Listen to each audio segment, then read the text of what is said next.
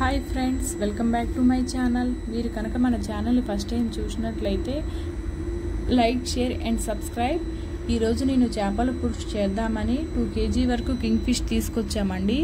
First 2 times normal వాటర్తో clean చేసుకున్నాను. Next దానిలోకి ఒక లెమన్, పసుపు, రాళ్ళుప్పు వేసి మరో 2 times వరకు క్లీన్ చేసుకున్నానండి. లెమన్ వేయటం వల్ల మనకి చేపలో ఉండే నీచు స్మెల్ అనేది పోతుంది. క్లీన్ చేసుకున్న ముక్కల్లోకి నేను కొంచెం పసుపు, కారం, ఉప్పు, ధనియాలు, జీలకర్ర పొడి, ఆయిల్ వేసి మ్యారినేట్ చేసుకున్నానండి. ఇలా మ్యారినేట్ చేయటం వల్ల పీసెస్కి బాగా పడుతుందండి. నెక్స్ట్ మసాలా పేస్ట్ కోసం 2 టమోటాలు, 1 ఆనియన్, కొంచెం జీలకర్ర, ధనియాలు, అనాస పువ్వు, దాల్చిన చెక్క, 4 నుంచి 5 లవంగ మొగ్గలు, కొంచెం అల్లం, వెల్లుల్లి వేసి మెత్తని పేస్ట్లా చేసుకున్నానండి. నెక్స్ట్ కడాయిలోకి 3 to 4 స్పూన్స్ వరకు ఆయిల్ తీసుకొని బాగా వేడైనాక కొంచెం మెంతులు, ఆవాలు, జీలకర్ర, దంచి పెట్టుకున్న వెల్లుల్లి, కరివేపాకు, పచ్చిమిర్చి వేసి బాగా వేయించుకున్నానండి. తర్వాత 1 ఆనియన్ చిన్న ముక్కలుగా కట్ చేసి వేసుకున్నాను.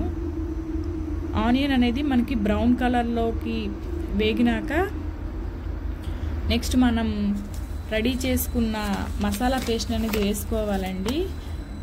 నెక్స్ట్ దాన్ని 5 to 7 minutes వరకు లిడ్తో కవర్ చేసుకోవాలి, ఆయిల్ పైకి తెలియట వరకు.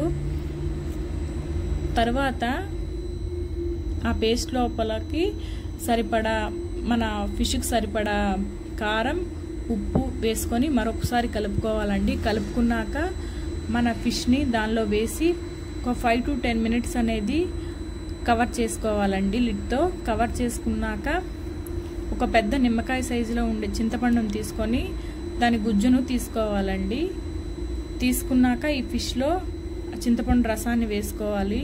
వేసుకున్నాక 5 to 8 minutes అనేది లిడ్తో మళ్ళీ కవర్ చేసుకొని దాన్ని మళ్ళొకసారి కలపాలండి. గరిటె పెట్టి కలపకూడదు.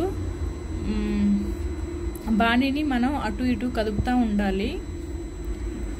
తర్వాత టేస్ట్ ఒకసారి చూసి టేస్ట్కు సరిపడా ఒకవేళ టేస్ట్కు సరిపడా ఉప్పు, కారం వేసుకోవాలి. వేసుకున్నాక మళ్ళీ కొంచెం సేపు లిడ్తో కవర్ చేయాలండి.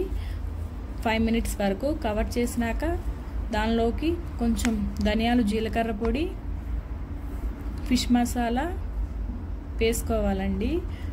తర్వాత